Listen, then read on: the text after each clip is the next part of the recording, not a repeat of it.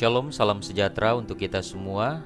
Pada saat ini kita sama-sama akan kembali mempelajari pelajaran sekolah sahabat kita, pelajaran yang ke-8 di tanggal 25 Mei 2024. Namun sebelum itu, saya mengundang kita semua untuk tunduk kepala, kita berdoa. Bapa di surga, terpujilah namamu, terima kasih untuk segala berkat-Mu bagi kami. Saat ini kami siap untuk mempelajari akan firman-Mu. Tuntun kami Tuhan, berkati kami, di dalam nama Yesus Kristus kami sudah berdoa dan mengucap syukur. Amin.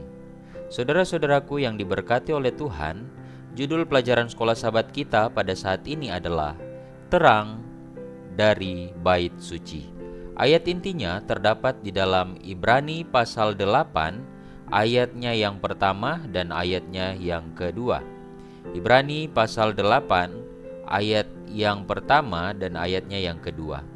Inti segala yang kita bicarakan itu ialah kita mempunyai imam besar yang demikian, yang duduk di sebelah kanan tahta yang maha besar di sorga, dan yang melayani ibadah di tempat kudus, yaitu di dalam kemah sejati yang didirikan oleh Tuhan dan bukan oleh manusia. Bapak ibu saudaraku yang diberkati oleh Tuhan, ketika Yesus tidak datang kembali pada tahun 1844 seperti yang ditunjukkan oleh nubuatan 70 minggu dan 2300 hari, tafsir tersebut perlu direvisi. Dan mereka menemukan ini. Ternyata dalam Daniel pasal 7 menceritakan tentang Babel, Medo-Persia, Yunani, Roma, yaitu tentang penghakiman. Dan kemudian di Daniel pasal 8, di sana karena masuk pada pemerintahan Media Persia, dilambangkan dengan domba jantan, dan kemudian ada Yunani, kambing jantan, dan sesudah itu ada tanduk, ya. Disinilah penyucian. Tanduk kecil ini adalah Roma dalam kitab Daniel pasalnya yang ke-8. Jadi di Daniel pasal 7 menggambarkan tentang hewan yang melambangkan dengan kerajaan-kerajaan.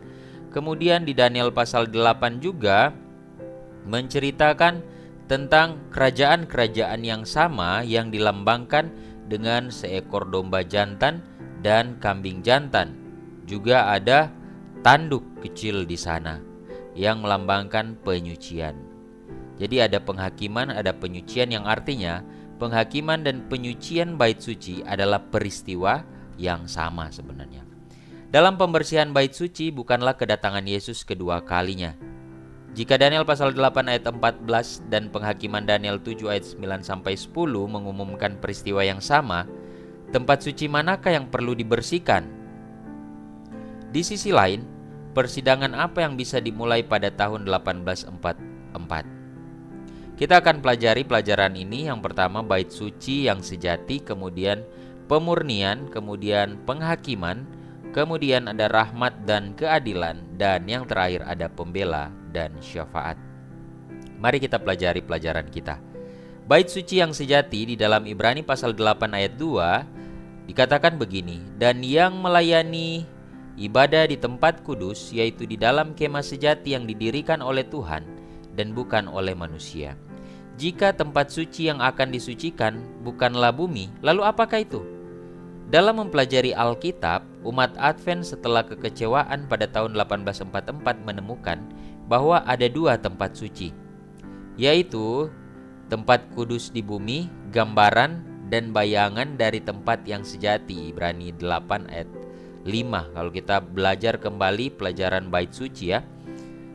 Dan bait suci surgawi yang didirikan oleh Allah sendiri dalam Ibrani 8 ayat 2. Kemudian tempat suci pertama dan kuil-kuil berikutnya hingga tahun 70 Masehi dibangun menurut model yang ditunjukkan Tuhan kepada Musa pada Keluaran 25 ayat 40. Di dalamnya terwakililah anak domba dan imam besar yang sejati, yaitu siapa?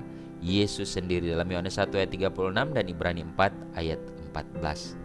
Jadi saudara-saudaraku, bait suci sesungguhnya kalau kita mempelajari Alkitab, yaitu di dalam perjanjian lama, tempat kudus di bumi atau bait suci itu gambaran dari bayangan yang ada dari tempat kudus yang sejati, yaitu di sorga, ya, yang dibuat oleh Allah sendiri dan Tuhan perintahkan kepada Musa untuk dibangun.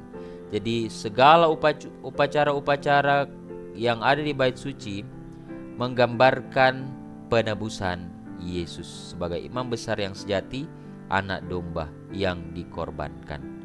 Pertama, Yesus menawarkan dirinya bagi kita untuk menghapus kesalahan dan dosa kita dalam Roma 5 ayat 8. Dan kedua, Dia menjadi perantara bagi kita, membebaskan kita dari kekuasaan dosa dan menjamin keselamatan kita dalam Ibrani 7 ayat 25. Bagian yang kedua adalah penyucian bait suci. Imamat 16 ayat 16 bagian A-nya dikatakan, dengan demikian Ia mengadakan pendamaian bagi tempat kudus itu karena segala kenajisan orang Israel dan karena segala pelanggaran mereka, apapun juga dosa mereka. Mari kita lihat gambarannya. Meskipun bangsa Israel diampuni dengan mempersembahkan korban mereka, kesalahan mereka dipindahkan ke tempat kudus, ya, dalam tanda kutip dipindahkan ke tempat kudus. Oleh karena itu pemurniannya diperlukan. Hal ini terjadi pada hari penebusan yang bahkan sampai sekarang dikenal di kalangan orang Ibrani sebagai hari penghakiman, di mana masing-masing orang harus merendahkan diri menurut Imamat 23 ayat 27, dan tidak ada kegiatan sekuler yang dilakukan. Imam besar memasuki hadirat Allah, di mana itu? Di bilik yang maha kudus, ya. Dan kemudian tabut atau tabir dan mezbah emas disucikan dengan darah domba. Kemudian kambing yang hidup yang lainnya membawa kejahatan ke negeri tak berpenghuni, dan mereka akhirnya dibersihkan dari dosa mereka. Inilah bagian demi bagian. Jika seseorang tidak berduka pada hari itu dan bertobat dari dosa-dosanya, mereka dilenyapkan. Imamat 23 ayat 29 sampai 30. Nasibnya ditentukan hari itu. Dengan cara yang sama, ketika pemurnian tempat suci surgawi selesai, takdir kita akan ditentukan. Sedangkan hari ini adalah hari sengsara jiwa kita, hari pengambilan keputusan. Saudara-saudaraku yang diberkati oleh Tuhan, ketika Tuhan Yesus mati di Golgota menggantikan kita manusia, dan ketika Yesus sebagai imam kita dalam pelayanannya di bait suci, dan pada tahun 1844 ketika Dia masuk ke dalam bilik yang maha suci, berpindah dari bilik yang suci ke bilik yang maha suci, yang artinya adalah waktu di mana masa ini adalah masa penghakiman, masa penyucian. Kita sementara dihakimi berdasarkan perbuatan-perbuatan kita yang kita lakukan saat ini, yang seharusnya saat ini sama seperti pada zaman dahulu, kita harus merendahkan diri, tapi kenyataannya kita masih meninggikan diri kita. Yang seharusnya tidak ada kegiatan sekuler yang kita tanamkan dalam hidup kita, tapi kenyataannya kita masih seperti itu. Ketika Yesus sebagai imam besar kita memasuki hadirat Allah dalam bilik yang maha suci, tabut, tabir dan mezbah emas disucikan dengan darah domba, maka kita sementara menantikan Dia keluar.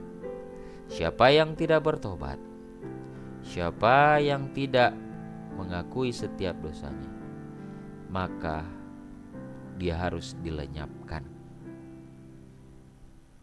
Saudara-saudaraku, mari perbaharui hidup kita. Rendahkanlah hati kita untuk membiarkan Tuhan menggantikan kita.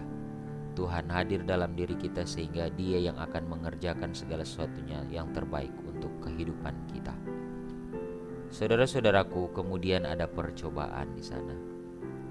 Dalam Wahyu 14 ayat 7, dan ia berseru dengan suara nyaring, "Takutlah akan Allah dan muliakanlah Dia, karena telah tiba saat penghakimannya, dan sembahlah Dia yang telah menjadikan langit dan bumi, dan laut dan semua mata air." Saudara-saudaraku yang diberkati oleh Tuhan, menurut nubuatan pemurnian bait suci surgawi, yaitu hari penghakiman, dan itu dimulai pada tahun 1844. Sejak saat itu, Gereja Advent dengan lantang menyatakan bahwa saat penghakiman telah tiba, berdasarkan Wahyu 14 ayat 7. Mengundang semua orang untuk menyembah Tuhan dan hidup sesuai dengan kehendak Tuhan, dan itu perintah Tuhan. Namun bukankah penghakiman akan terjadi ketika Yesus datang ke bumi dalam 1 Tawarik 16 ayat 33 dan 2 Timotius 4 ayat 1? Saudara-saudaraku, ketika Yesus datang, Dia melaksanakan penghakiman yang telah dilaksanakan, karena Dia datang dengan upah untuk membalas masing-masing sesuai dengan apa yang telah dilakukannya. Dalam Wahyu 22 ayat 12. Jadi Dia mengutus malaikat-malaikatnya untuk mengumpulkan orang-orang pilihan dalam Matius 24 ayat 1 dan membangkitkan orang-orang yang percaya kepadanya dalam 1 Tesalonika 4 ayat 16.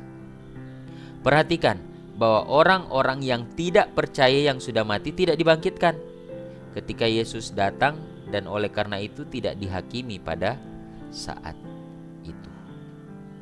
Saudara-saudaraku, rahmat dan keadilan, maka suatu tahta akan ditegakkan dalam kasih setia, dan di atasnya dalam kemah Daud akan duduk senantiasa seorang hakim yang menegakkan keadilan dan yang segera melakukan kebenaran. 10 perintah yang ditempatkan dalam tabut melambangkan standar dari penghakiman keadilan Allah. Khotbah 12 ayat 13-14. Tutup pendamaian yang ditempatkan di antara hukum dan hadirat Allah melambangkan belas kasihan Allah. 1 Yohanes 2 ayat 1-2. Darahnya dipercikan pada mezbah korban bakaran, yang artinya jalan menuju tempat suci surgawi dimulai dengan menerima pengorbanan Yesus. Kita percaya, Tuhan, saya menerima Engkau sebagai juru selamatku. Darahnya dipercikan pada mezbah pedupaan, melanjutkan hidup dalam persekutuan dengan Kristus. Ini ya lambang-lambang dari pelayanan di dalam bait Allah. Darahnya memercik pada tabir di depan tabut dan berakhir ketika kasus kita diajukan kepada hakim, ke hadapan hakim. Keadilan memerlukan kepatuhan terhadap hukum. Belas kasihan menerima kehidupan Yesus yang sempurna menggantikan kehidupan kita yang tidak sempurna. Dalam 1 Petrus 1 ayat 18-19. Dalam 1 Yohanes 4 ayat 17, demikianlah kasih menjadi lengkap di antara kita sehingga kita mempunyai keyakinan pada hari penghakiman. Jadi inilah yang harus kita pegang, saudara-saudaraku. Tinggal di dalam Tuhan, hidup di dalam Tuhan, dan Tuhan yang akan bertindak melakukan yang terbaik. Tapi ingat, bukan berarti kita terus-menerus hidup melakukan dosa. Oh iya, saya sudah tinggal dalam Tuhan, tapi saya masih melakukan dosa. Tidak benar seperti itu. Ketika kita menyatakan bahwa kita tinggal di dalam Tuhan, maka kehidupan kita pun akan seturut dengan kehendak Tuhan, tidak akan melanggar perintah-perintah Tuhan. Pada bagian yang terakhir, pembela dan syafaat. Dalam Ibrani 7 ayat 25, karena itu ia sanggup juga menyelamatkan dengan sempurna semua orang yang oleh dia datang kepada Allah, sebab ia hidup senantiasa untuk menjadi pengantara mereka. Kehidupan Yesus mengungkapkan kasih Allah kepada dunia yang membutuhkan dan alam semesta yang mengawasi. Kematiannya menyingkapkan betapa mengerikannya dosa dan memberikan keselamatan bagi seluruh umat manusia. Perantaraannya di bait suci surgawi memberikan manfaat penebusan kepada setiap orang yang berupaya dengan iman untuk menerimanya. Sepanjang hidup kita dan tentu saja pada saat penghakiman, Yesus adalah pembela kita dalam 1 Yohanes 2 ayat 1. Pekerjaan Yesus di tempat suci surgawi mengajarkan kita bahwa pemahaman yang jelas tentang rencana penebusan, tuntutan hukum Tuhan, harga keselamatan kita yang tak terhingga, jalan yang dibuka Yesus untuk mencapai Bapa, rasa aman karena bisa menghampiri Tuhan dengan penuh keyakinan. Segera penghakiman akan berakhir dan Yesus akan muncul untuk kedua kalinya, bukan untuk menanggung dosa, tetapi untuk menyelamatkan mereka yang menantikannya. Jadi kita sementara diproses, saudara-saudaraku. Ketika Tuhan Yesus datang, siapa yang kedapatan setia, siapa yang dinyatakan benar, dialah yang akan diselamatkan. Saudara-saudaraku, dalam buku The Great Controversy halaman 483, saat buku catatan dibuka pada hari penghakiman, kehidupan semua orang yang percaya kepada Yesus akan ditinjau kembali di hadapan Allah. Dimulai dengan mereka yang pertama kali hidup di bumi, pembela kami menyajikan kasus-kasus dari setiap generasi berikutnya, dan ditutup dengan yang masih hidup. Setiap nama disebutkan, setiap kasus diselidiki dengan cermat. Nama diterima, nama ditolak. Semua orang yang benar-benar bertobat dari dosanya dan dengan iman mengklaim darah Kristus sebagai korban penebusan mereka, telah mendapat pengampunan yang namanya dimasukkan dalam buku surga. Karena mereka telah mengambil bagian dalam kebenaran Kristus dan tabiat mereka didapati selaras dengan hukum Allah, maka dosa-dosa mereka akan dihapuskan dan mereka sendiri akan dianggap layak menerima kehidupan kekal. Dan dalam kutipan yang terakhir, Jesus Our Advocate, November tanggal 1, kami sekarang berdiri di pelataran luar, menantikan pengharapan yang diberkati itu, penampakan kemuliaan Tuhan dan Juru Selamat kita Yesus Kristus. Dalam perantaraannya sebagai pembela kita, Kristus tidak membutuhkan kebajikan manusia. Tidak ada perantaraan manusia. Dialah satu-satunya penanggung dosa, satu-satunya korban penghapus dosa. Doa dan pengakuan dosa harus dipanjatkan hanya kepada Dia yang sudah masuk sekali untuk selama-lamanya ke dalam tempat Maha Kudus. Dia akan menyelamatkan sepenuhnya semua orang yang datang kepadanya dengan iman. Dia selalu hidup untuk menjadi perantara bagi kita.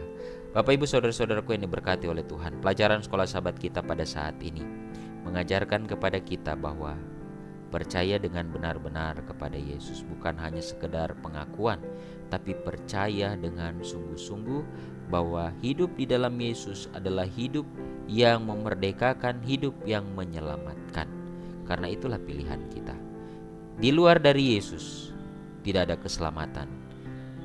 Kita harus hidup di dalam Yesus, dan orang yang hidup di dalam Yesus adalah orang-orang yang menuruti perintah-perintah Yesus. Mari kita tunduk kepala kita berdoa. Bapa di surga, terima kasih untuk kebenaran firman Tuhan melalui pelajaran sekolah sahabat pada saat ini. Kiranya Tuhan senantiasa menyertai kami semua, memberkati para pemirsa dimanapun mereka berada, sehingga pelajaran ini boleh menjadi berkat bagi mereka, mereka boleh dapat mengerti, dan kami semua boleh dapat dipersiapkan menjelang kedatangan Tuhan. Kami serahkan hidup kami ke dalam tangan-Mu Bapa, dalam nama Yesus kami sudah berdoa dan mengucap syukur. Amin. Tuhan kiranya memberkati kita semua.